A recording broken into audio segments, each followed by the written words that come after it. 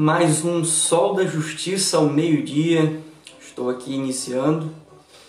O Senhor é bom e eterna é a sua misericórdia.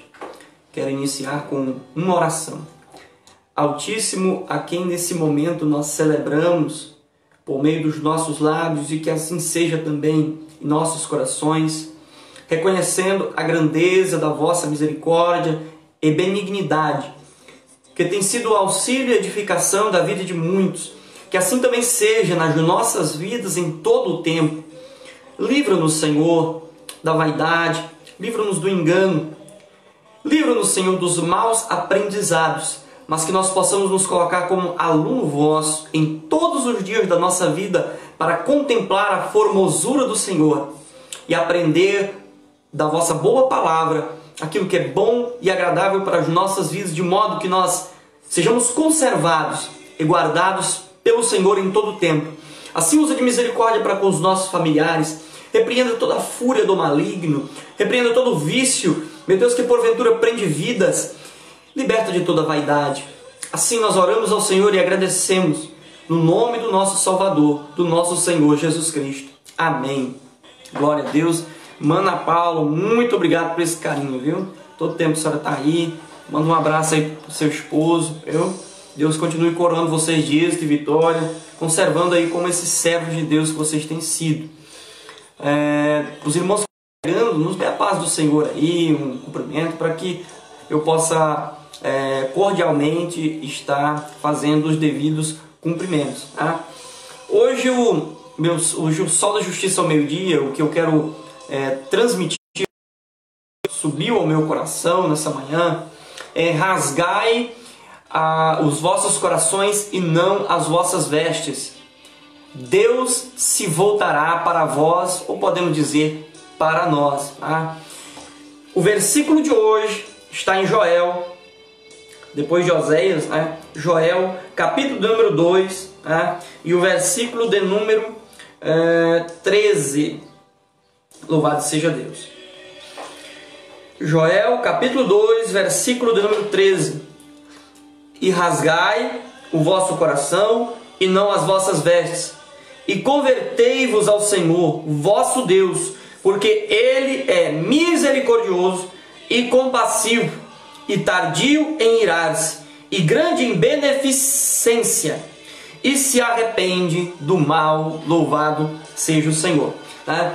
É de conhecimento que o profeta Joel, ele teve um período da sua atividade, conforme corrobora com todo o contexto histórico, também as expressões utilizadas no seu escrito, no seu livro, né, de que ele viveu mais ou menos aí no século, entre o século IX e século VIII, baseado em que a mensagem dele tem uma verossimilhança, né, com aquilo que é manifestado pelos profetas Oséias, Amós.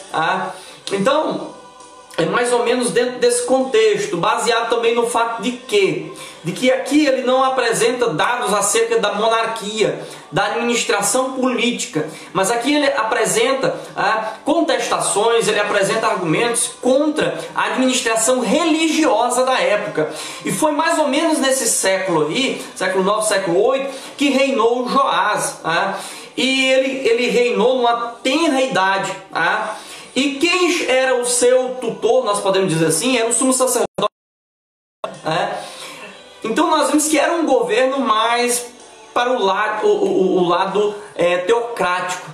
Era o lado religioso que governava a nação nesse período, nessa época. Por isso que o profeta Joel, ele é um profeta mais inclinado a chamar os sacerdotes e chamar o povo concernente à sua vida religiosa a um arrependimento verdadeiro.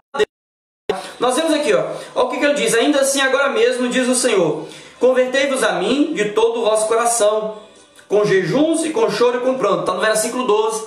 E no versículo 13 ele reafirma, convertei-vos ao Senhor. A palavra converter é sukar do hebraico, sukar. E do hebraico significa mudar a direção para a qual se está indo, virar, e também era utilizado para arrependimento no Antigo Testamento. Então nós vemos que a intenção, o propósito do profeta Joel, ao escrever o seu livro, era convocar a que o povo mudasse a direção para o qual estava indo as suas vidas. E principalmente no âmbito religioso. Isso tem muito a ver no nosso período, na nossa época, nesse momento que nós estamos vivendo. Nós estamos vendo uma perversão dos valores morais, principalmente um ataque à fé que há em Cristo Jesus, à fé na palavra de Deus. Está tendo um ataque em nome da religião, no sentido de quê? De que os valores morais eles se tornaram valor moral relativo.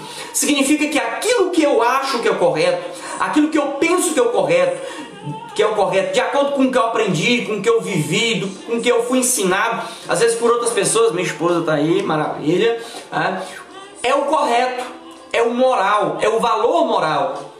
Isso significa o quê? De que não há uma atitude correta que deve reger a vida de todas as pessoas. Ou seja, não há um valor moral que deve administrar a vida das pessoas, pela qual as pessoas vão se guiar para se direcionar, né? E nós vemos que chegou esse ponto, esse momento aqui, no livro do profeta Joel. Porque senão ele não estaria convidando o povo ao que? A arrepender-se, né? E nós vemos aqui, olha as pessoas que ele chama aqui, no versículo de número 5. Despertai ébrios, que são os bêbados, chorai. Gemei todos os que bebei vinho por causa do mosto, porque é tirado da vossa boca. Versículo 9. Foi cortada a oferta de manjar e a libação da casa do Senhor. Os sacerdotes estão entristecidos. O campo está assolado e a terra triste, porque o trigo está destruído e o mosto se secou, o óleo se faltou. O que está acontecendo aqui? Joel está conclamando ao arrependimento na vida social, na vida econômica e na vida religiosa.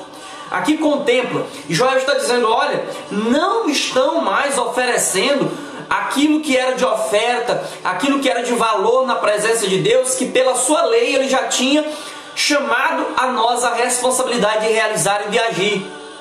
Na vida social, as pessoas estavam se embriagando. Quando nós analisamos no contexto do Antigo Testamento, o vinho era para ser um sinal de alegria, não um sinal de se embebedar, a ponto de que desrespeitassem a família, a sociedade, Mas nós estamos vendo aqui que Joel está chamando o povo de ébrios. Essa palavra aqui no hebraico é forte. Pessoa que se desviou da moral, que se desvirtuou, uma pessoa que está alucinada, uma pessoa que está enganada. E econômica onde? Os problemas que estavam havendo na agricultura, que era a maior fonte de renda da época. Ou seja, as pessoas elas não estavam mais conseguindo trabalhar e conseguir ter o retorno do seu trabalho, o usufruir do seu trabalho. Então nós estamos vendo que Joel está dizendo, olha, está um desastre a vida social, a vida econômica e a vida religiosa de vocês. Se arrependam. Joel está chamando o povo a um arrependimento. E da mesma forma é hoje. Quem é que nos chamou ao arrependimento? Nos chama ao arrependimento. Marcos capítulo 1, versículo 15.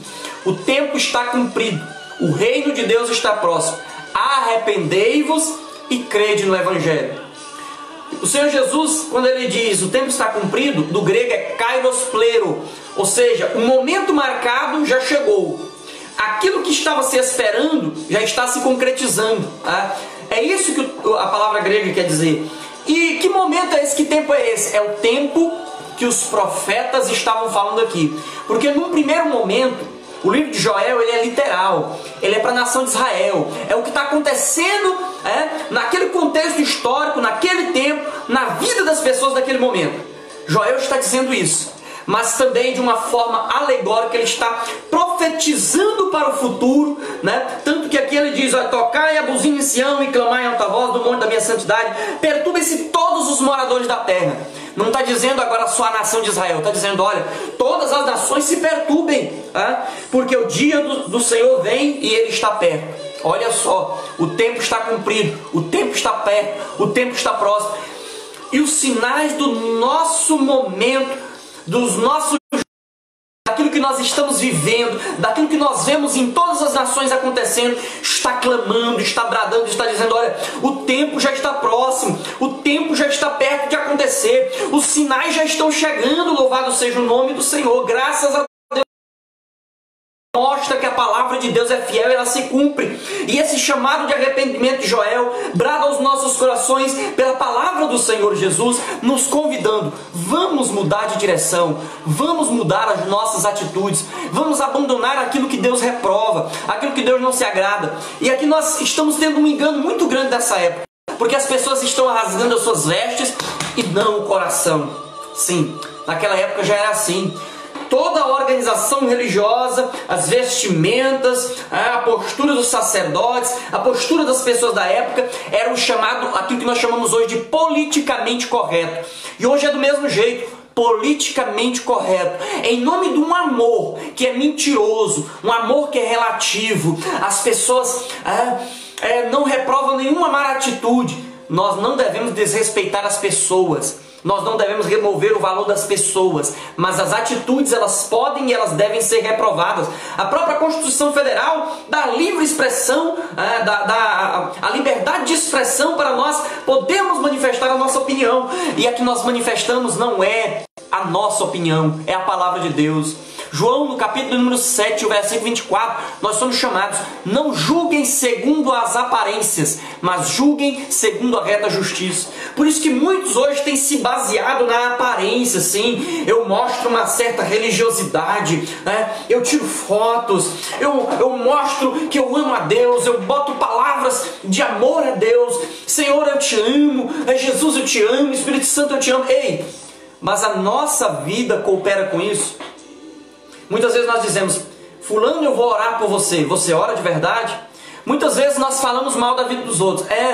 Nós reprovamos as atitudes comentando com outra pessoa, dizendo: ei, mas você está orando por aquela pessoa? E muitas vezes você está reprovando os bêbados da sua cidade, você está reprovando os viciados em droga da sua cidade, mas você tem pregado o evangelho para eles? Muitas vezes você reprova as redes sociais, as mulheres mostrando, exibindo o seu corpo seminu, os homens mostrando o seu corpo seminu. Ei, mas você tem pregado para eles? E muito mais, a minha, a sua vida tem sido um exemplo de que Deus está em nossas vidas, de que Deus está verdadeiramente em nossos corações? Tem sido um exemplo?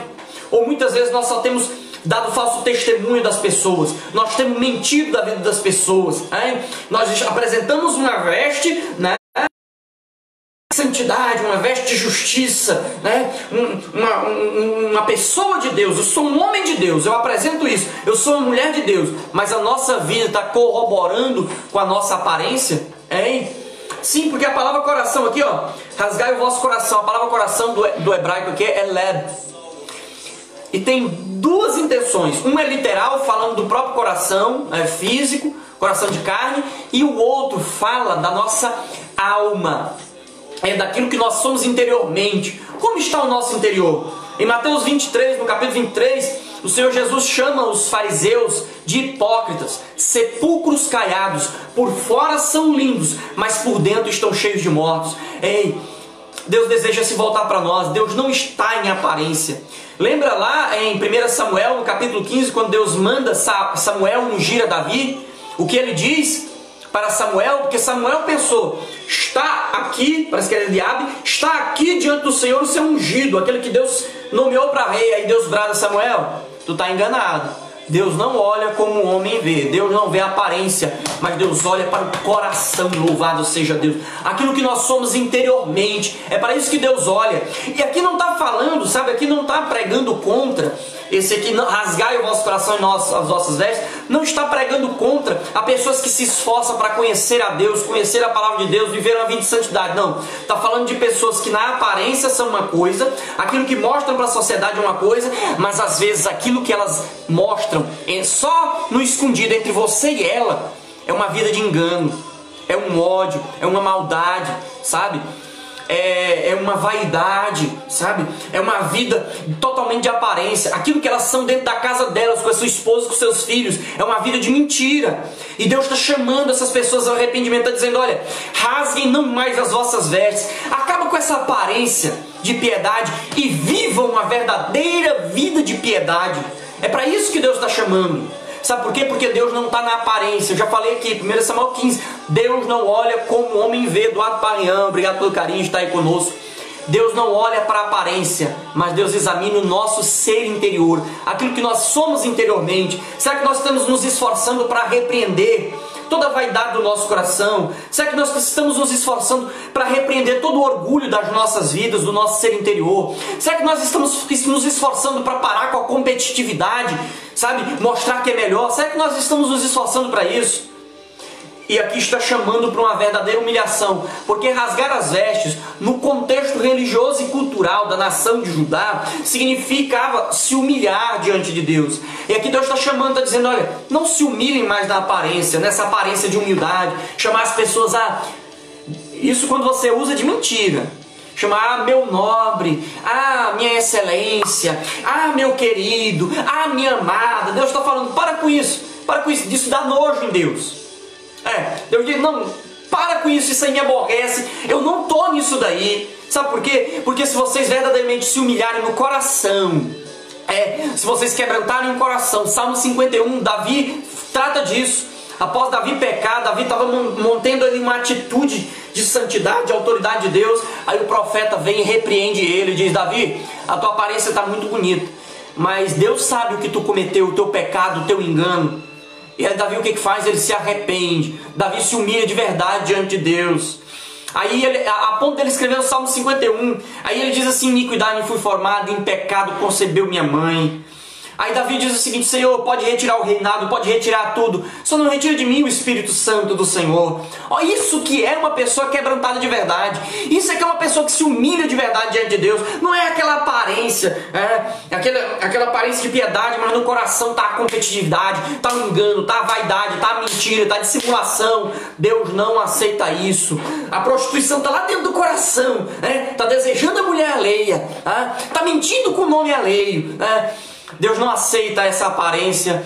O que Deus aceita é que nós venhamos rasgar de verdade os nossos corações. Sabe para quê? Olha o que diz. Rasgai o vosso coração e não as vossas vestes. E convertei-vos ao Senhor vosso Deus, porque Ele é misericordioso e compassivo, tardio em irar-se e grande beneficência, e se arrepende do mal. Aí aqui diz o versículo 14. Quem sabe, diante da nossa atitude de quebrantamento, Deus se voltará, se arrependerá e deixará após si uma bênção e oferta de manjar e libação para o Senhor vosso Deus. Muitos interpretam isso aqui pensando que Deus vai voltar trazendo riqueza, carro, casa. Não. Sabe o que é a oferta de manjar e libação? Era uma oferta estipulada na lei de Moisés que deveria ser oferecido 2 vezes por dia perante o Senhor Deus. E ela também era tipificada como uma oferta de gratidão. Traduzindo, Deus daria condições ao povo para servi-lo verdadeiramente. Louvado seja o nome do Senhor. Deus daria condições ao povo de se aproximar mais de Deus. E lá em Marcos capítulo 1, versículo 15, o tempo está cumprido. Eu já falei aqui sobre o tempo que nós estamos vivendo, um tempo de aparência, O tempo está cumprido, o reino de Deus está próximo. Kairos plero, ho basileia toteu. Paz do Senhor Jesus Cristo, meu nobre amigo Ademar Colasso, muito obrigado por esse carinho, estar aí compartilhando essa live conosco. Deus continue abençoando todos, coroando todos os dias de vitória que estão aí conosco. Kairos plero, ho basileia toteu em Gidzo. O grego está dizendo o quê? Os sinais que haviam sido marcados, elas já estão perto de se cumprir, estão perto de acontecer. E outra coisa, o reino de Deus, o governo de Deus, a autoridade de Deus, o poder de Deus já está ao nosso alcance. É isso que significa o reino de Deus está próximo. Está dizendo, ho basileia toteu em Gidzo. Ou seja, próximo, está perto. Eu posso alcançar o reino de Deus, louvado seja o Senhor. Deus não está mais longe de nós. Por isso que nós somos chamados a buscar o Senhor e invocar o seu nome enquanto Ele está perto. O reino de Deus está perto. Por meio de quem? Quem é que aproxima o reino de Deus de nós? Nos dá condições de alcançar o reino de Deus. Você vai lá em Efésios, o capítulo 2, Se não me engano, parece que é o versículo 13, diz o seguinte: Cristo Jesus derrubou a parede da separação que havia entre nós. E nós que antes estávamos longe, pelo sangue de Jesus Cristo, agora nós estamos perto. Domingas Teófilo, obrigado por esse carinho. Deus continue abençoando, coroando de êxito e vitória. Pelo sangue de Jesus, o sangue que um dia foi vertido no altar da cruz do Calvário, como dizia o meu saudoso pastor Dail, é esse sangue que nos garante as condições de nos aproximarmos diante de Deus. Nós devemos parar de confiar na aparência.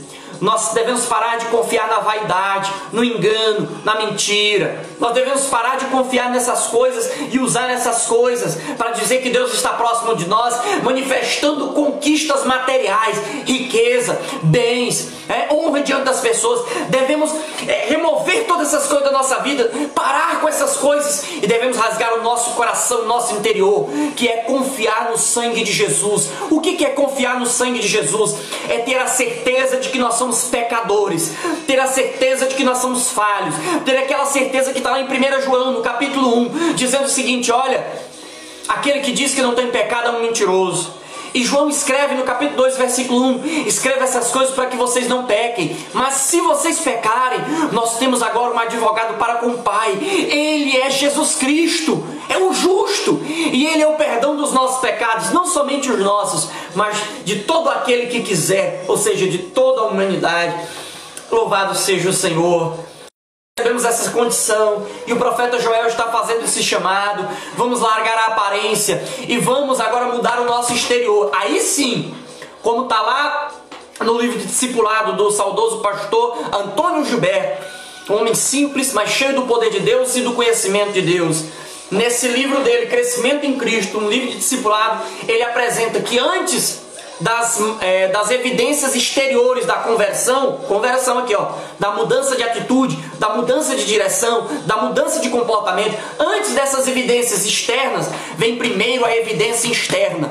Nós estamos tendo ela. Nós estamos lutando contra a vaidade do nosso interior, o orgulho, o egoísmo. Nós estamos lutando contra isso dentro do nosso coração. Se eu e você estamos. Eu não estou dizendo da gente ser perfeito. Eu não estou dizendo que a gente nunca vai pensar mal. A gente nunca vai ter uma má intenção, um má sentimento, não. Eu estou falando de arrependimento cotidiano. É a mudança de atitude que o Senhor Jesus nos chamou, que manifesta realmente que nós cremos no Evangelho. Essa luta cotidiana, esse esforço cotidiano para mudar de atitude, porque lá em Atos dos Apóstolos, capítulo 3, a partir do versículo 19, Pedro pregando, ele diz o seguinte: olha, arrependei-vos e convertei-vos, para que sejam apagados os vossos pecados e venham os tempos do refrigério pela presença do Senhor. Meu irmão e minha irmã, muitas vezes nós não vamos ser honrados pelas pessoas, reconhecidos como crentes de verdade. As pessoas vão nos desprezar, nos rejeitar, sabe? Muitas vezes na nossa família não vão ouvir a palavra de arrependimento que nós vamos pregar, sabe?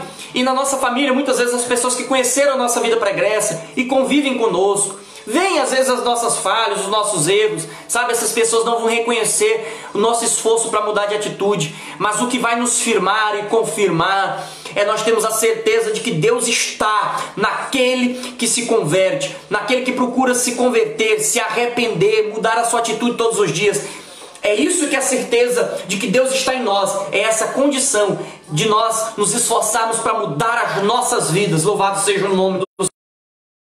Uma mensagem para você, lá em João no capítulo 1, parece que é o versículo 32, o 28 ou 32, João Batista diz o seguinte: olha, aquele que vem após mim, ele já veio antes de mim. E a palavra grega lá é emprosten, antes de mim. Sabe o que significa? Aquele que faz uma divisão nos tempos. Ei, antes de Cristo não é A.C. história. Depois de Cristo não é D.C. que nós lemos nos livros de história. Significa que Jesus, quando ele vem, ele é um divisor de águas nas nossas histórias, nas nossas vidas. Louvado seja o nome do Senhor. Isso é uma bênção, é uma riqueza espiritual que Deus concede para aquele e aquela que rasga o seu coração suas vestes. Glória a Deus. Esse é o Sol da Justiça ao meio-dia de hoje. Eu quero agradecer a todos os irmãos que estão sempre nos acompanhando aí, estão sempre conosco. Nos ajude, compartilhe essa live. Se inscreva também no nosso canal do YouTube Suficiência das Escrituras. Compartilhe essa palavra de Deus. E essa palavra será pregada até o fim, para testemunho a todas as nações. E eu quero terminar. Senhor nosso Deus, eu agradeço pelas nossas vidas, eu agradeço por essa palavra que nos orienta, nos ajuda a compreender o que é o arrependimento, que é onde o Senhor está, que é o local que o Senhor espera por nós, para que o Senhor e para que venha nos condicionar para podermos tocar o reino do Senhor com poder, com autoridade, orando pelos enfermos, expulsando os demônios, tendo discernimento espiritual, usando da sabedoria para evitarmos um grande mal às vezes com as nossas ações, com as nossas atitudes. Assim, continua nos ajudando, continua nos abençoando, que o Espírito Santo continue nos convencendo do pecado, da justiça e do juízo, para que nós possamos experimentar e saborear o adocicado da presença do Senhor, que traz refrigério para as nossas almas. Assim, nesse momento eu oro e agradeço por todas essas condições espirituais, pela riqueza que está na vossa palavra e pela suficiência das vossas escrituras. Assim oro, assim agradeço por fé e confirmamos essas vitórias na nossa vida, em nome do nosso Senhor Jesus Cristo. Amém. Continue abençoando todos. Minha mãe acabou de chegar aqui, André Rodrigues Silva. Obrigado, viu, mamãe? Deus continue lhe abençoando. Deus continue abençoando a nós todos. Continue nos acompanhando. Amanhã terá outro Sol da Justiça ao meio-dia.